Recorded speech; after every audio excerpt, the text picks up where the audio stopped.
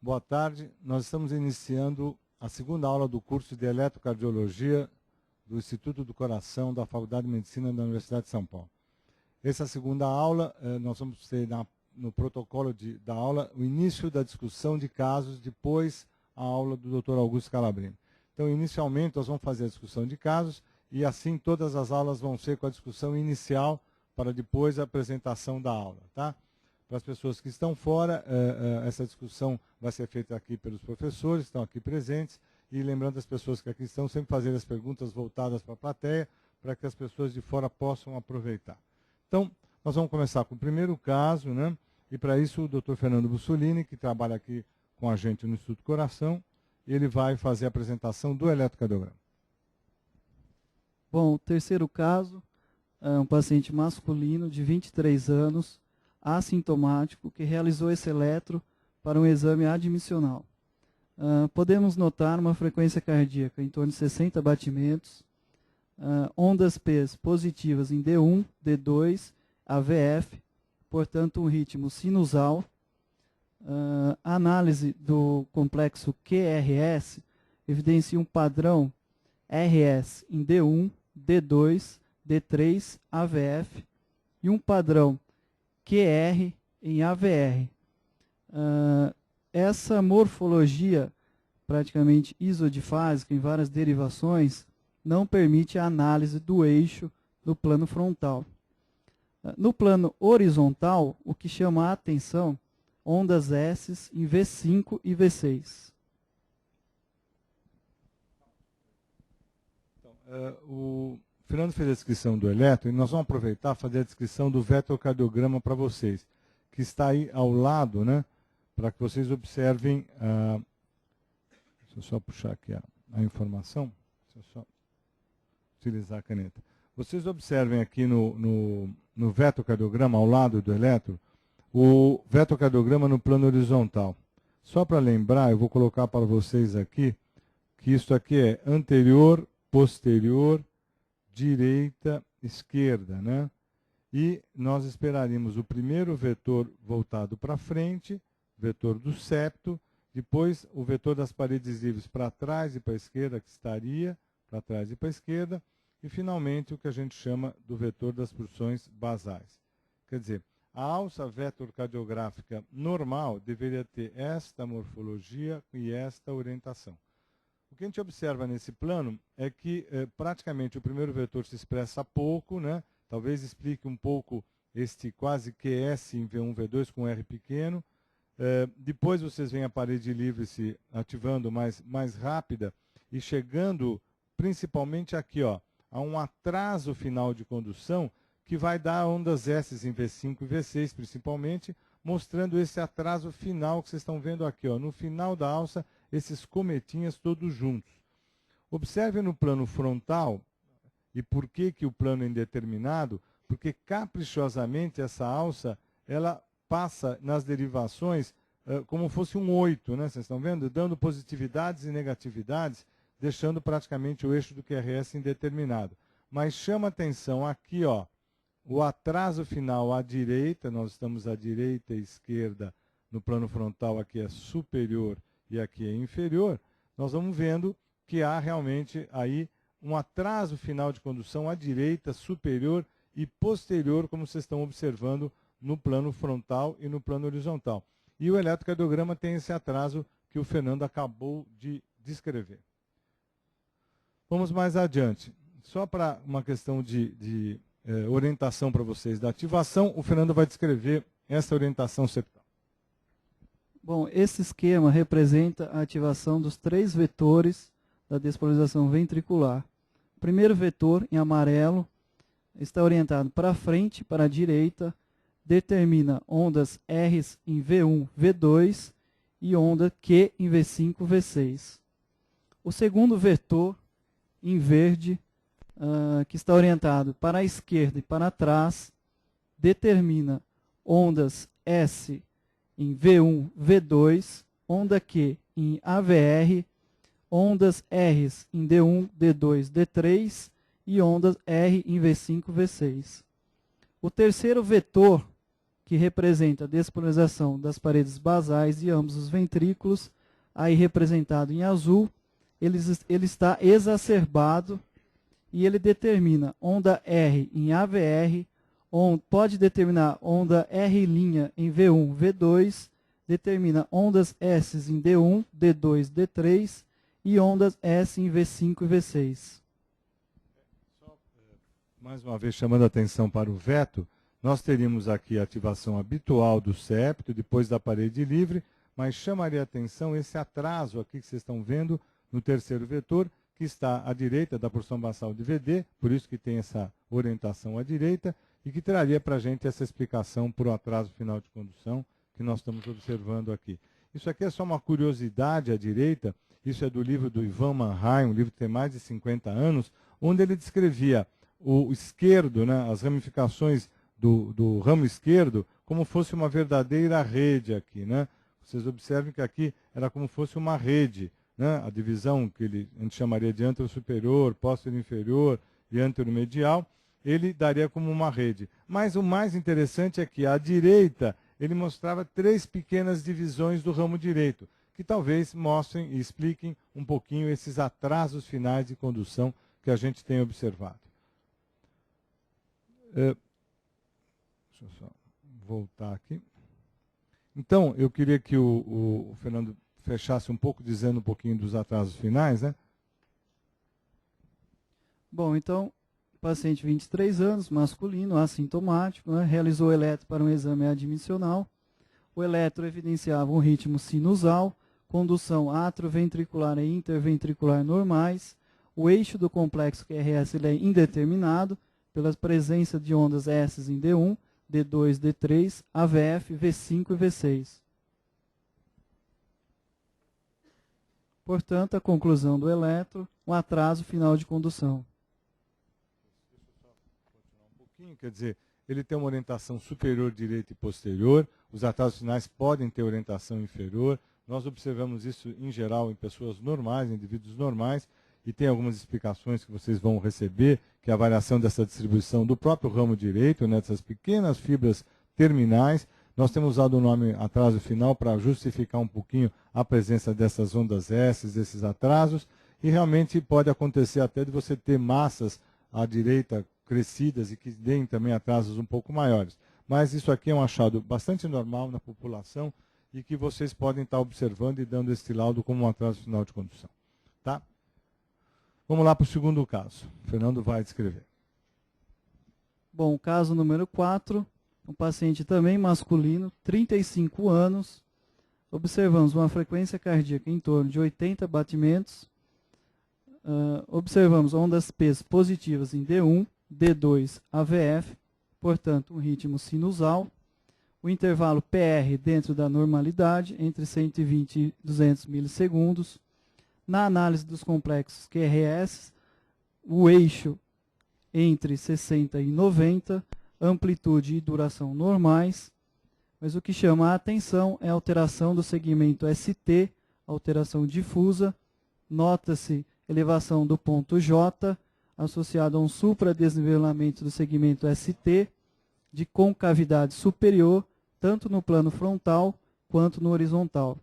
A análise da onda T, nota-se onda T altas e apiculadas, principalmente no plano horizontal. Eu queria que os professores aí pudessem fazer um comentário, até pelo eletro passado, desculpe eu não abrir aqui a discussão do atraso, mas eu queria saber se vocês queriam fazer algum comentário sobre esse eletro aí. Doutora Nancy, doutor Paulo, doutor William, doutor Américo, doutor Silvio, querem comentar alguma coisa sobre esse eletro? Aqui, doutor. Só que, Américo, por favor, se você puder fazer o comentário voltado para lá. Bom, o supradesnivelamento é uma alteração importante, não é a causa mais relevante em infarto agudo do miocárdio, mas aqui, logo de início, a gente observa que o supradesnivelamento, primeiro, é difuso, não é? E segundo, que ele tem uma concavidade superior, não é? Uma das causas também relevantes é a pericardite, onde a gente encontra taquicardia sinusal não presente nesse paciente, não é? E também essas ondas T que são compatíveis com o diagnóstico de vagotonia, não é? E aqui nós encontramos o ponto J bastante elevado também, junto com esse supradesnivelamento, e poderia ser compatível também com uma variante normal de repolarização precoce. Tá ótimo. Quer fazer algum comentário, Paulo? Quer fazer, Nancy? Tudo bem? Então tá bom. Quer dizer, o doutor Américo fez uma comparação importante, que é um diagnóstico diferencial super importante, entre a repolarização precoce, que ele deixou bem claro que ela não é assim tão difusa, mas tem realmente esse aspecto de concavidade superior. Falou sobre a pericardite, que eleva o segmento ST, talvez não tão expressivo, né? E os infartos agudos, que, como nesse caso aparece um ST supra, ele pode ter uma topografia inferior, lateral, e talvez não fosse tão difuso. Eu gostaria só de novamente mostrar o vetocardiograma para vocês, para fixar um pouquinho essa imagem do veto. Lembrar que nós estamos falando aqui de frente, trás, direita, esquerda, né? Derivação V1 estaria aqui, né? Aqui estaria o V1 positivo, negativo. Observem que a ativação septal se dá aqui, ó, primeiro vetor, né? Aí depois a ativação das paredes livres se dá, né? O segundo vetor, aqui estaria o segundo vetor. E observe que no final, praticamente, do QRS, aqui, ó, este ponto deveria voltar no início aqui, ó, da ativação, onde está a onda P e a onda T. E vocês observem aqui, né, aparecimento de um vetor, que é esse vetor ST. Então, o surgimento desse vetor vai trazer para as derivações aqui esse aspecto que vocês observaram no eletro da elevação. Então, há um vetor ST, né, da repolarização. Observe, então, que essa concavidade que a gente está observando aí é desse vetor ST que surgiu aí e que também pode ser visto aqui no plano frontal. Lembre que o plano frontal é direita, esquerda, superior e inferior. Esse atraso está aqui, ó. O vetor ST está aqui, quer dizer que vai ser observado pelas derivações aí da parede inferior também como uma positividade. E nós vamos ter, então, essa observação da presença dessa elevação de ST. E a discussão agora é realmente isso que o doutor Américo comentou.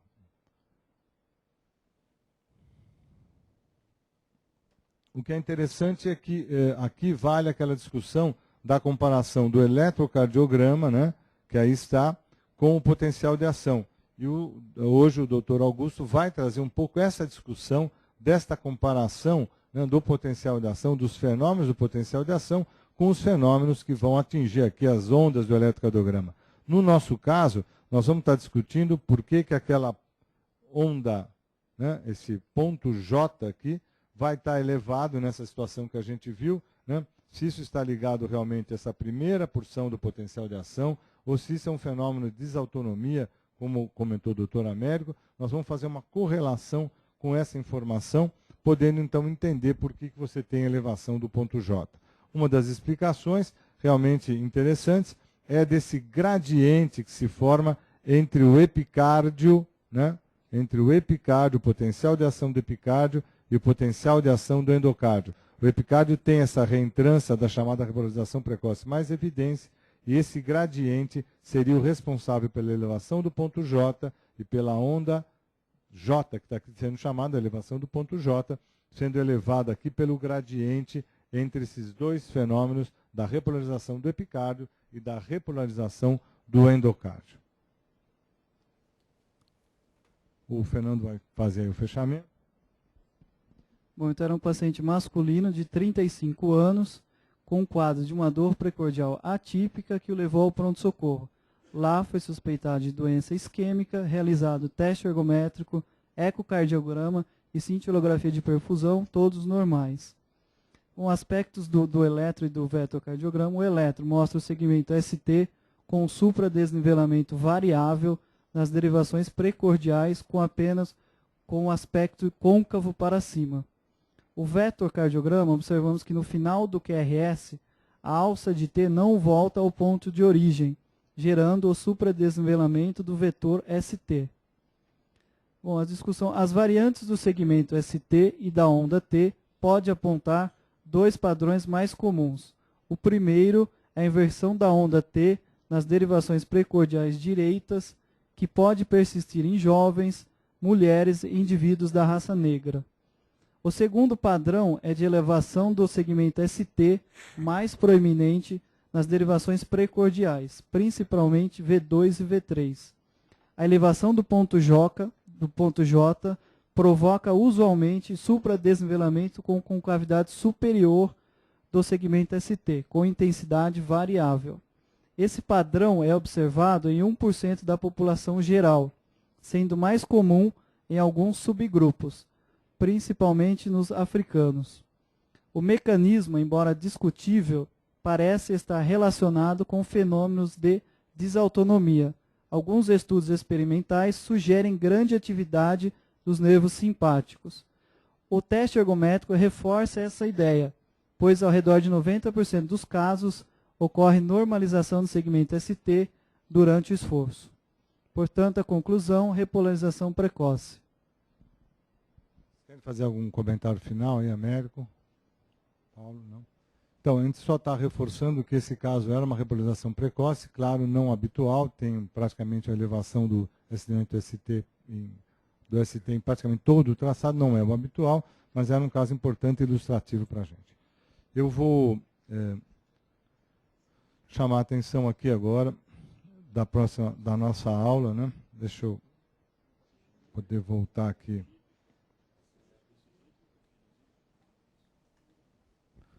Vamos colocar no início isso. O Dr. Augusto Calavini, que é professor aqui da Faculdade de Medicina, livre-docente, vai falar sobre eletrofisiologia básica, explicando o padrão eletrocardiográfico normal. Ele vai trazer essas informações que a gente tentou já chamar a atenção para vocês. O Augusto tem uma grande experiência nessa situação e ele vai dar realmente início à sua aula. Dr. Augusto, por favor. Obrigado. Inicialmente, obrigado ao professor Pastore, obrigado à organização do curso pela oportunidade de estar aqui de novo falando com vocês sobre o assunto tão interessante quanto a eletrofisiologia básica. A primeira reação, quando a gente vai conversar com vocês de eletrofisiologia básica, é essa, né? Então, todo mundo bota a mão na cabeça, fala que é difícil, que eu não vou entender, e a passo seguinte cai em sono profundo, tá certo? Não é assim, né? não é tão complicado, é fácil. Eu acredito que a gente tentando organizar um pouquinho a informação, vocês vão ver que fica bem fácil de entender quais são os fenômenos elétricos que culminam na gênese do eletrocardiograma. Muito bom. A gente vai começar falando sobre a membrana celular. Tem alguma coisa errada aqui com os slides, eles estão escapando. Volta lá para mim. Isso. Muito bom. A membrana celular das células, especialmente das células excitáveis, ela é composta, quando a gente olha no microscópio, por duas camadas, né? Então a gente vê nitidamente aqui que são duas camadas absolutamente distintas. Acho que eu vou usar que é melhor se eu não cair. Então nós vemos que são duas camadas absolutamente distintas, né? Sendo que há uma camada externa e uma camada interna, ok? Isso faz então que a gente diga que a membrana celular das células excitáveis ela ela tem duas faces, né? E portanto ela é birefringente ao microscópio, ok?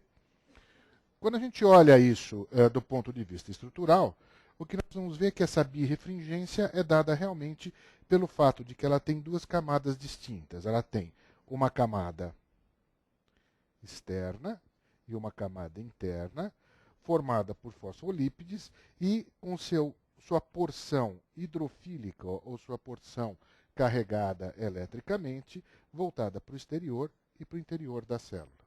Enquanto que a porção hidrofóbica ou a porção apolar desses fosfolípides são voltados para o interior da membrana. Okay? Isso faz com que a célula seja isolada do ponto de vista químico e elétrico absolutamente do seu meio ambiente. Então, não existe, quer dizer, essa membrana não permite que nada do que é extracelular entre e nem que nada que seja intracelular saia. Portanto, existe um isolamento, que é um isolamento químico, que é um isolamento elétrico de toda a célula. Okay? Isso faz com que as concentrações intracelulares se mantenham, e as concentrações extracelulares se mantenham, senão você ia ter o quê? Você ia ter uma célula que ia se inchar, porque ela é mais concentrada do que o meio externo, ela ia se inchar e, por osmose, ela ia acabar arrebentando e morrendo. Ok? Muito bom.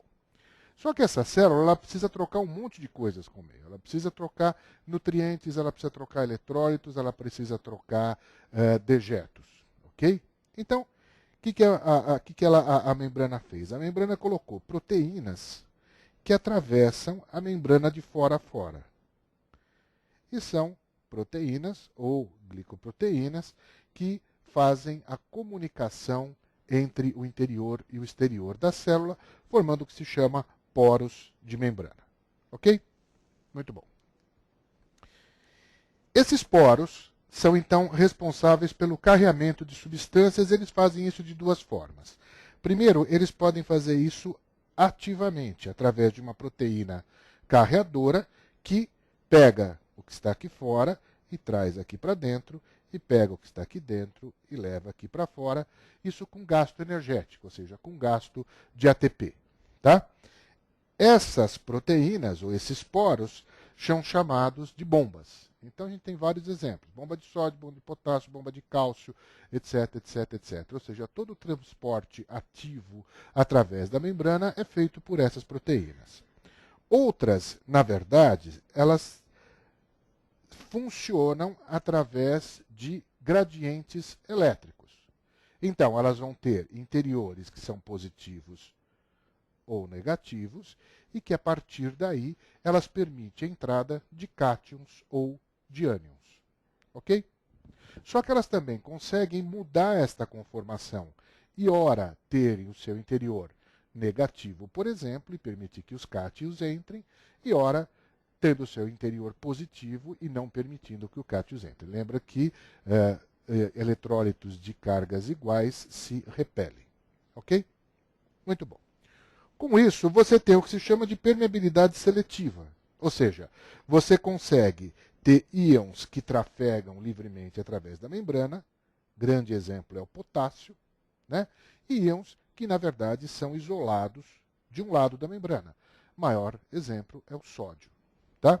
Como o sódio é o grande íon do organismo e a sua concentração é mais ou menos 135 mEq por litro fora e mais ou menos 7 mEq por litro dentro, o que ele vai fazer? Ele vai carregar a membrana eletricamente. Lembre-se que cada vez que você tem uma diferença de carga entre um lado e outro, né, e você não permite que a corrente flua e neutralize essa diferença de carga, você vai ter o que se chama capacitor, ou você vai ter o que se chama bateria, ou pilha. Né? Então, na verdade, o que é a membrana? A membrana é uma bateria carregada eletricamente por causa da diferença de concentração iônica no exterior e no interior. Tá? Muito bem.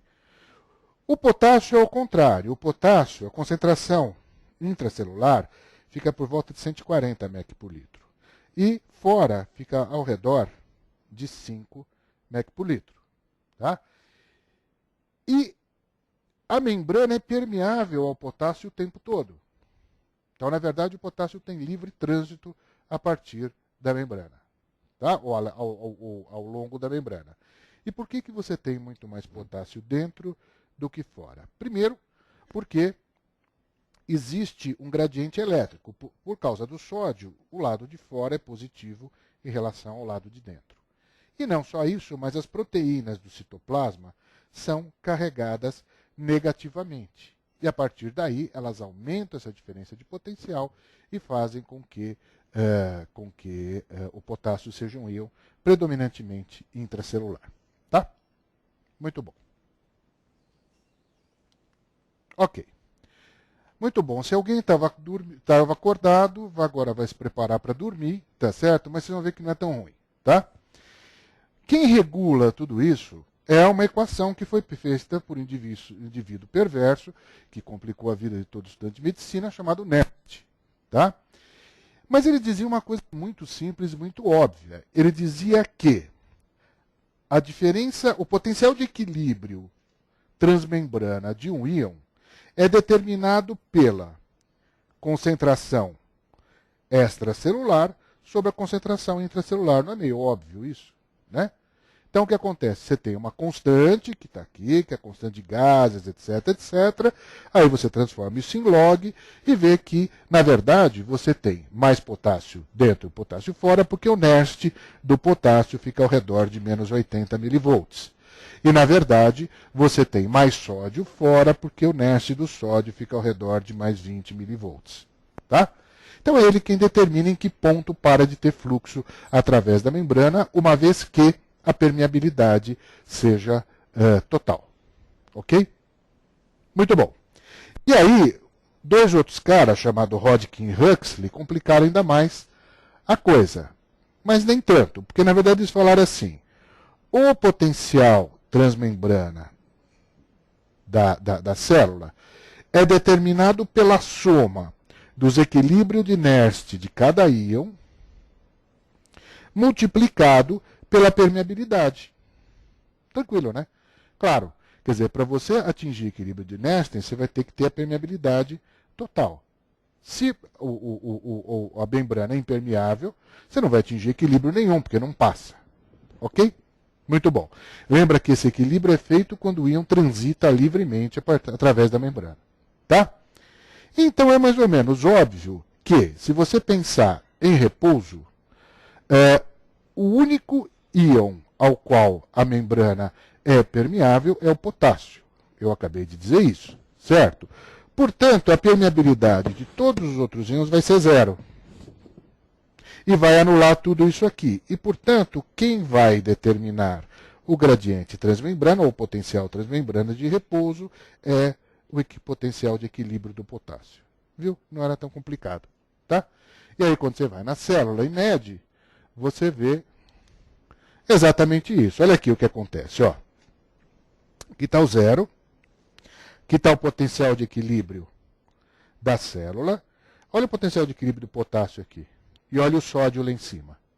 Então, dos dois íons principais que você tem no organismo, quem, na verdade, determina quem é o potencial transmembrana de repouso é o potássio.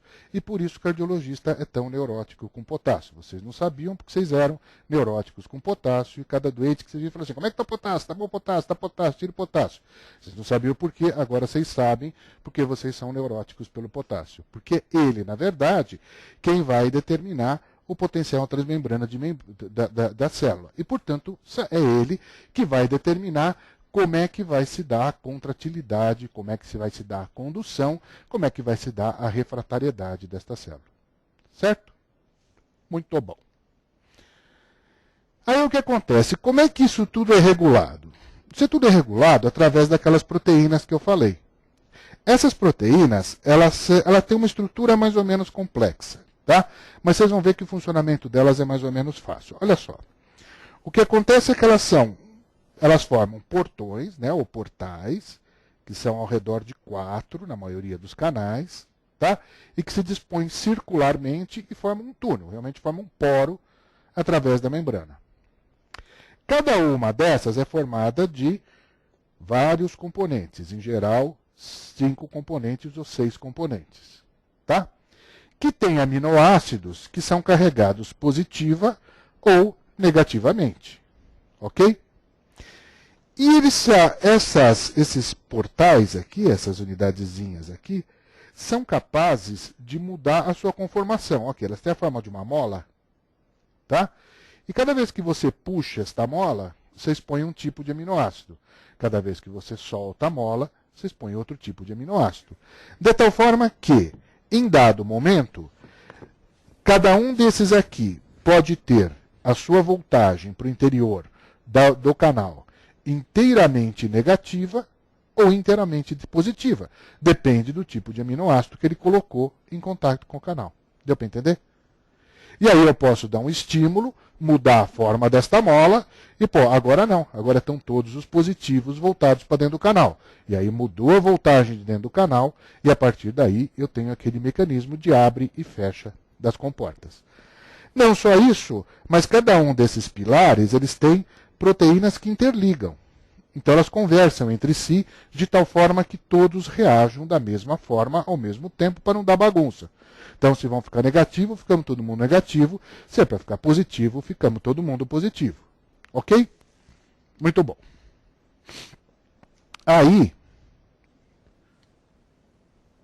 Aí quando você olha, você vê o seguinte, então, que ele é capaz de mudar a conformação. Ele pode estar aberto, ele pode estar fechado, ou ele pode estar inativado. O que é isso? Aberto é, por exemplo, para o canal de sódio, é quando o interior dele está todo negativo. Se o interior está negativo, o sódio é positivo, ele é até atraído por aqui e passa para dentro. Ok? Ele está fechado quando o interior está todo positivo. Lembra-se que cargas iguais se repelem. Então, se o interior do canal é positivo, o sódio não passa, porque ele é repelido pela carga elétrica do canal. Tá? E não só isso, eles têm uma bola, e realmente é uma bola de proteína, presa só por um fiozinho que fica flutuando no citoplasma. E ela é carregada positivamente. Aí o que acontece? Quando o canal está carregado negativamente, uma hora ela bate aqui. Quando ela bate, ela gruda, porque ela é positiva, o canal é negativo. Então o que ela faz? Ela entope o canal. Quando ela entope o canal, não passa mais ninguém, nem para dentro nem para fora. Está entupido fisicamente. Tá? Então o canal está inativado. Tá? E é por isso que você tem as três conformações de um canal iônico. Você tem o canal fechado, o canal aberto e o canal inativado. Ok? Tá? Tranquilo, né? Simples. Todo mundo acordado? Metade? Tá bom. Ok. Muito bom. Mas se o sódio é positivo e o potássio é positivo, por que quando eu abro o canal e transformo o interior dele em negativo, por que não passa todo mundo? Porque a natureza é esperta e ela faz o que se chama de filtro de seletividade. Então o que ela tem? O canal ele tem um vestíbulo que é grandão e todo mundo consegue chegar aqui. Mas só um íon passa aqui. Tá? No caso do canal de sódio, é só o sódio que passa. Puta, é só o sódio? Não, o lítio também passa, mas lítio não existe. Tá? Então, só o sódio passa. Quando o canal de potássio, é só o potássio que passa. Né? Porque, dependendo aqui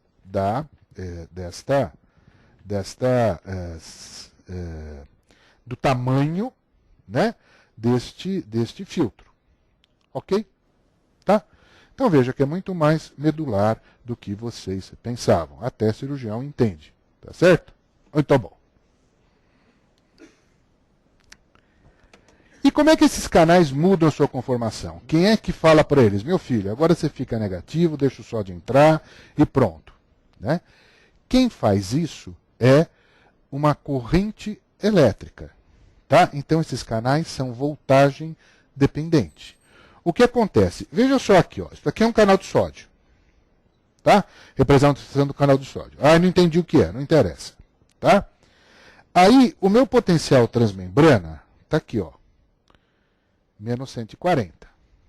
Tá? E os meus canais estão todos quietinhos. Ok? Cada um desse aqui é um canal, ó. Tá? Ok? Cada risquinho desse. Quando eu chego por volta de 100 milivolts, ó, todo mundo se manifesta. Olha aqui, ó, que legal, ó. Mó farra. Tá certo? Então, quando eu faço uma migração do potencial transmembrana de repouso de 40 milivolts, por exemplo, de menos 140 para menos 100, eu ativo os canais de sódio. Tá? Muito bom.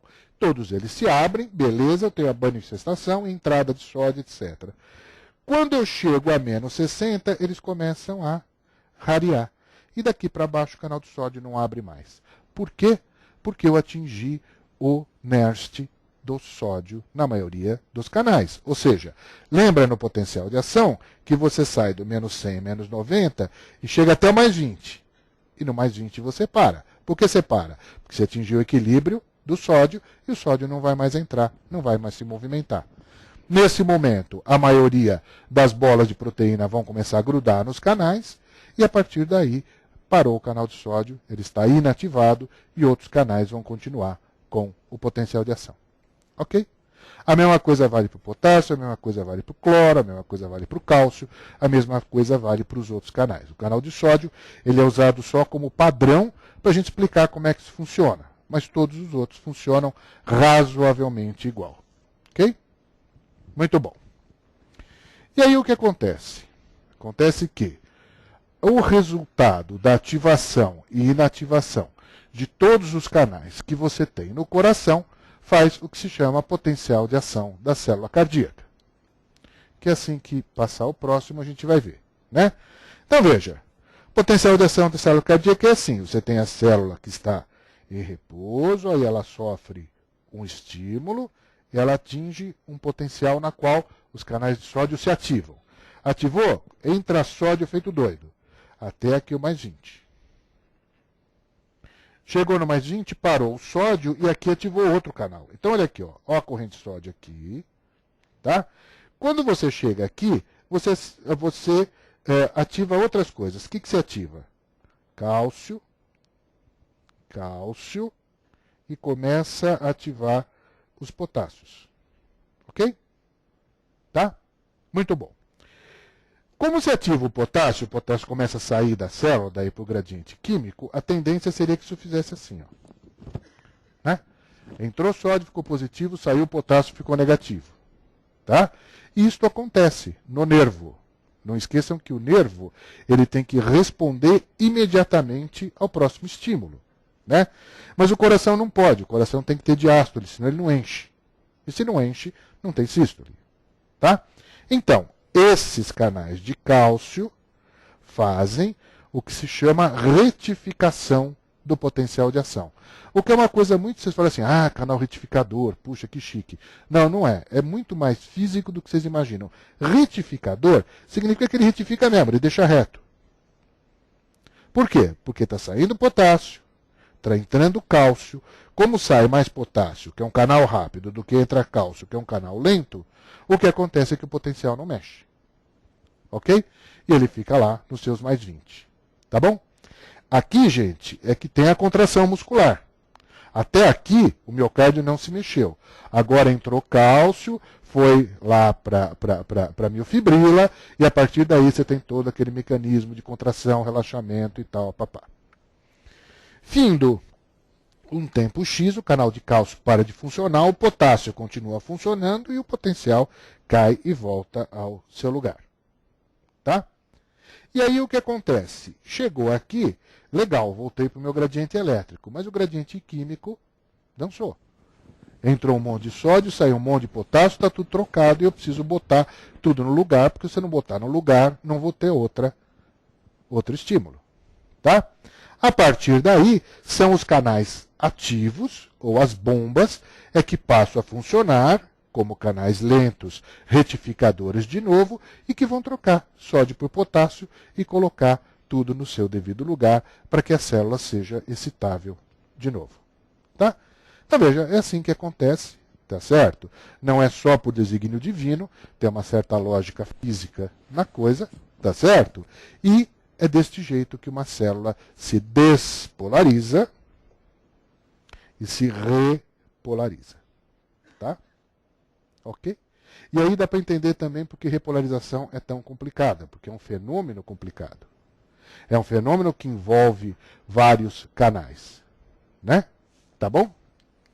Muito bom. E tudo estaria bem se não tivesse bom. Tá legal, ok. Só que quem é que começa? Né? Porque se todo mundo tem que receber um estímulo, de onde vem o estímulo? Tá? Não, você não pode, Deus não implantou marca-passo em todo mundo para fazer um estímulo elétrico, fazer o coração despolarizar. Ou será que implantou? Implantou. Ele implantou algumas células que tem um defeito. Então, a célula do nó sinusal, por exemplo, é uma célula que nasce com defeito. A permeabilidade dela, ou a impermeabilidade dela ao sódio, é uma impermeabilidade muito ruim, ela vaza sódio. Tá? Como ela vaza sódio, ela não consegue manter o potencial dela direito. Então ela fica aqui, ó, entre menos 40 e menos 60. E com isso, o canal de sódio não funciona. Tá? E a partir daí, ela tem uma despolarização e uma repolarização, que é basicamente dependente de canal de cálcio e potássio. Então é por isso que a gente fala, célula de despolarização rápida é dependente de sódio, mas célula de despolarização lenta é dependente de potássio. Ela pode se dar o luxo de ser lenta porque ela não precisa conduzir estímulo para lugar nenhum. Ela tem que garantir que o estímulo seja zerado.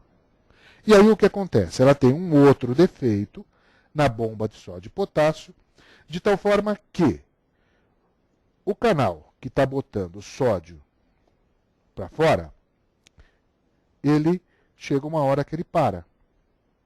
E o canal que está colocando potássio para dentro, ele continua. Tá? Portanto, aí você começa a desequilibrar tudo de novo. Começa a sair, na verdade é o contrário. O do potássio para e o do sódio continua, desculpe. Tá? E aí o que acontece? Acontece que continua a sair sódio, para de entrar potássio e a célula começa a despolarizar. Ok? Começa a despolarizar. E ela vai despolarizando até que ela atinge espontaneamente um potencial limiar de estabilidade e gera um novo impulso. Tá? E legal, aí já temos quem vai gerar um ritmo para esse coração. Tá bom? Ok? É uma célula marca-passo. Ok? Que na verdade deveria ser uma célula com defeito, mas que ela tem um defeito extremamente útil. Né? Muito bom. E o que é muito interessante desta célula é que ela é extremamente influenciada por várias substâncias. Por exemplo, a adrenalina. O que a adrenalina faz? A adrenalina despolariza a célula. Volta para mim.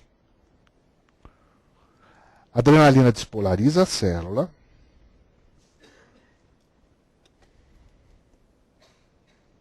Tá?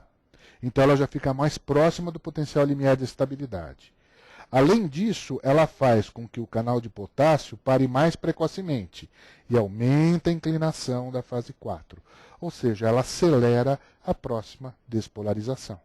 E é por isso que ela é capaz de regular a frequência cardíaca, porque ela muda o tempo diastólico da célula marca-passo. Ok? Tá? Então é assim que funciona. Tá bom? E é por isso que este canal aqui de potássio que para de funcionar se chama IK2. E é por isso que ele é chamado o marca-passo do coração. Ele é um canal marca-passo. Dependendo se ele funciona mais tempo ou menos tempo, você vai ter mais ou menos despolarização e você vai fazer com que a frequência seja maior ou menor. Ok? Fechado? Muito bom. E aí tudo estaria bem se o coração não tivesse que se contrair harmonicamente. Todo mundo tem que contrair ao mesmo tempo, pelo menos em uma câmara, todo mundo tem que se contrair ao mesmo tempo, para que, muito próximos um do outro, para que você tenha uma contração efetiva. Né? O que acontece na fibrilação ventricular? Lembra que cada um contrai numa hora e, portanto, o coração não bate.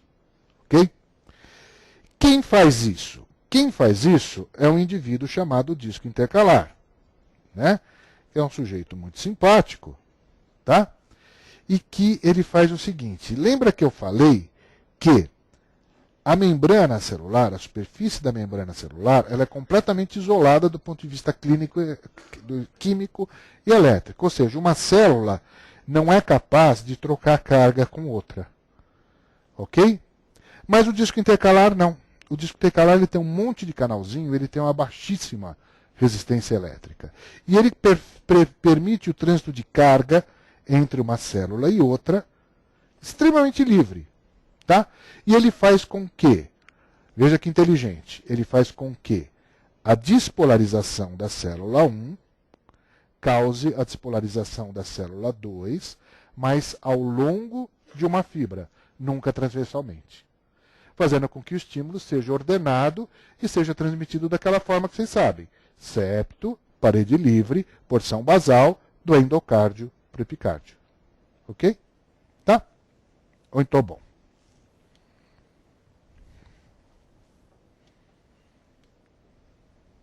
Passa para mim. Então está aqui. Olha aqui, o tal do pseudosincício, né? Com seus discos intercalares. Não. Volta. Isso. Com seus discos intercalares que estão aqui, ó. Ok? E aqui está a chamada gap junction, que é o ponto de toque de uma célula com outra, né? E olha aqui, ó, isto aqui, ó, são todos canais, ó. Tá vendo? Isso aqui é tudo poro aberto que permite troca de informação elétrica entre uma célula e outra. Ok? Desse jeito, o que acontece?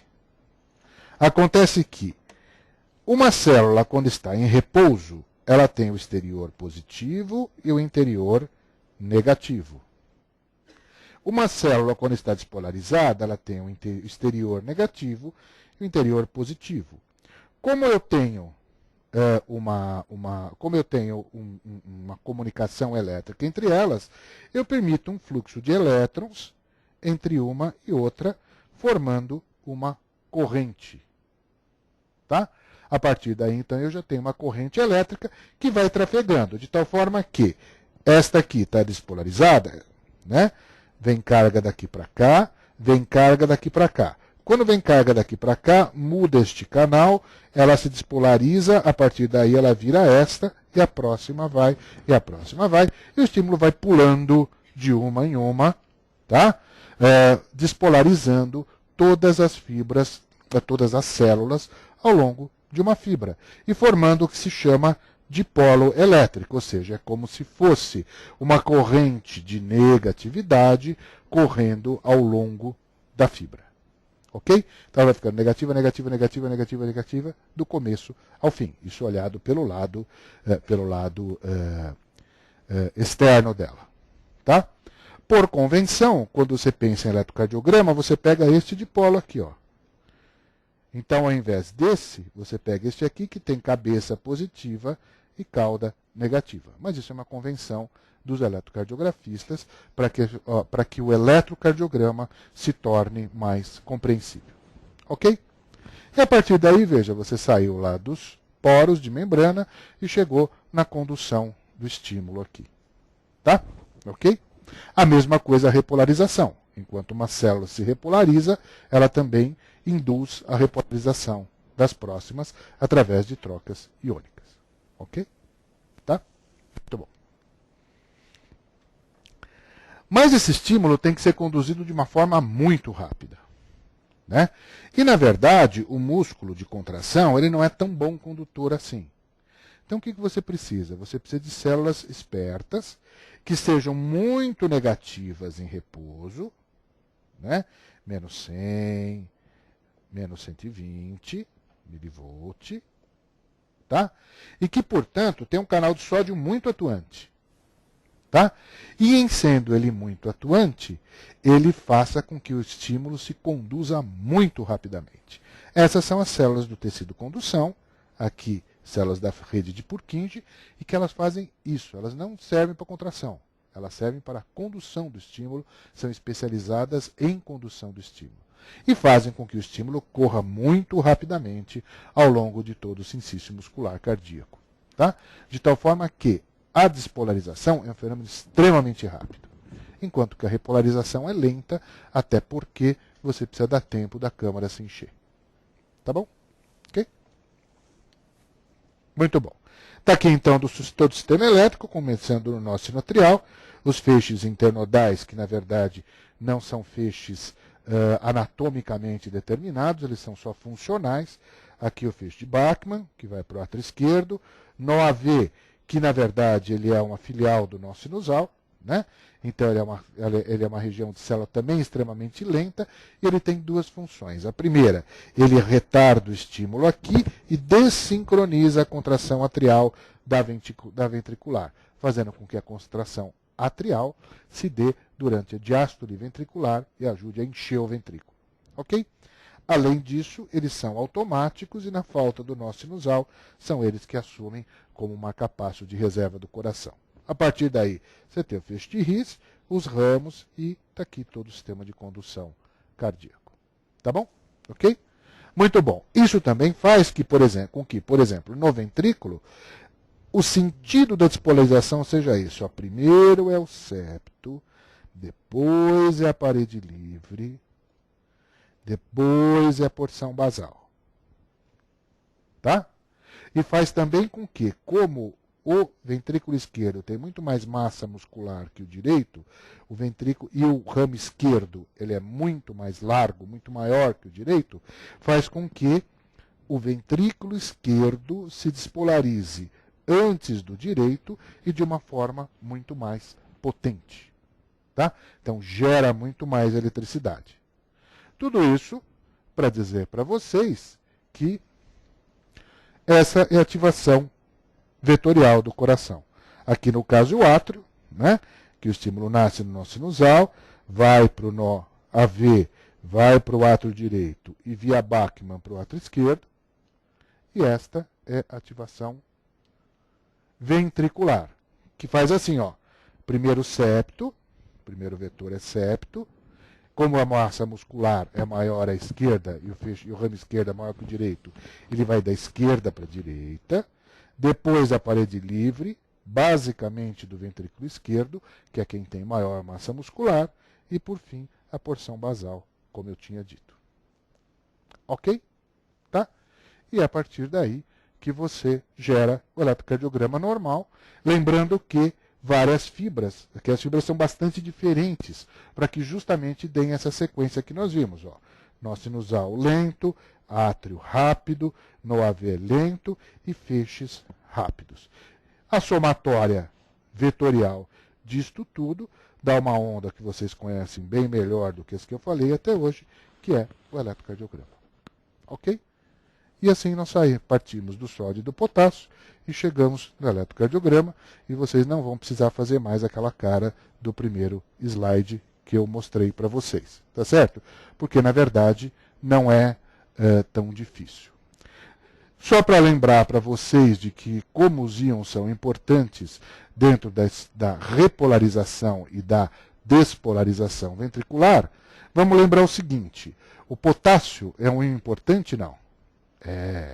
Aonde que era importante? Na repolarização. Portanto, a manifestação eletrocardiográfica da hiperpotassemia, por exemplo, né, que é aquela onda T apiculada, simétrica, intenda e de grande voltagem, vai se dar onde? Na onda T, na repolarização ventricular. Né? Assim como a hipopotassemia ao contrário, aqui. Você tem a onda T achatada, lenta, e com a presença da onda U, né?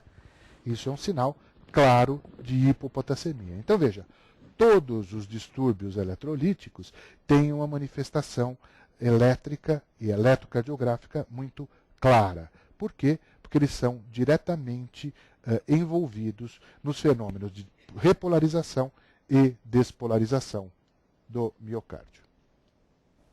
Tá? Aqui, ó, hipercalcemia, a mesma coisa. Veja, o cálcio ele não age na fase 2. A fase 2 não é o platô que vai dar o tempo de repolarização. Se eu tenho muito cálcio, aquilo vai muito rápido. Se vai muito rápido, encurta o QT. Então está aqui a hipercalcemia, né? Uma despolarização rápida, uma repolarização rápida com o QT bastante encurtado. Tá bom? Ok? E era isso. Dúvidas? Sem dúvidas? Muito bom.